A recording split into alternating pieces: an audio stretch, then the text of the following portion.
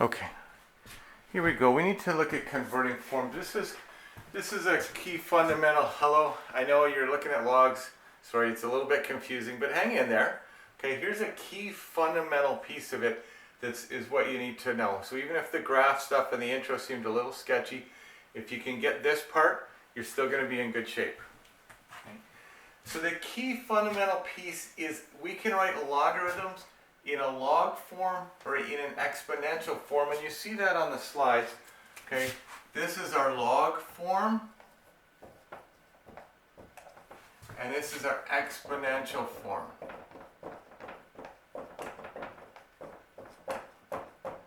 Okay, and this is something you'll have to do on the quiz and on the exam. A lot of the preliminary slides you won't have to do so much, but this is something that becomes important, and I want you to see the connection that I have the same variables, where the a is, where the x is, and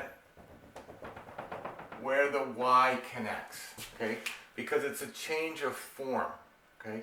It's similar to, not the same as, but similar to, if I said I had 16 to the 1/4, okay? Or I said I had the 4th root of 16. Now those looked different. One looked like it was a root, the other one looked like it was an exponent. Two different forms, but they were connected to mean the same thing. Okay? Now we're not dealing with roots and exponentials the same way, but it's that idea that those two things look very different, but there's a connection and they give the same answer. Same idea here. Okay?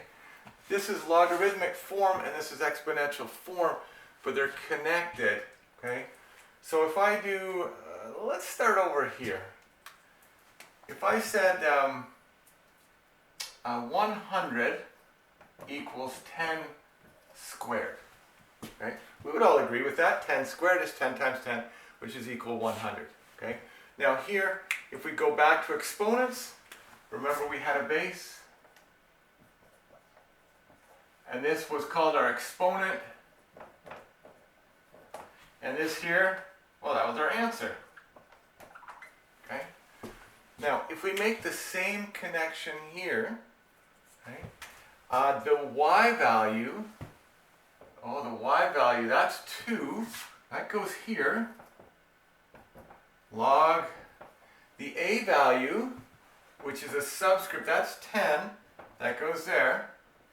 Okay? And the x, which is here, that's 100. That goes there. Okay? All right.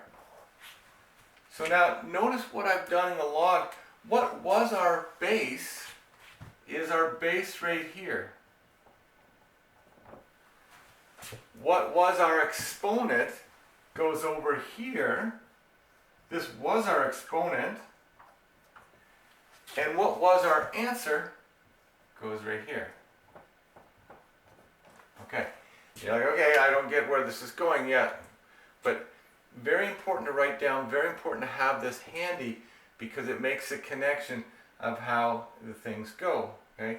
So if I'm missing a piece of information here, let's say I was missing this piece of information. I was missing it. So I don't know, we called it M. Now N. Okay? Called it N. Okay? Well, that would be like saying I'm missing this piece of information here. But we don't need this, right? Because I can say, well, I know what 10 squared is. That's 100. I can easily get that answer. Okay? Good. Put the 100 back. If we were missing this piece of information here, right, I would not ever worry about this logarithmic form. This sounds complicated. Forget about it, right?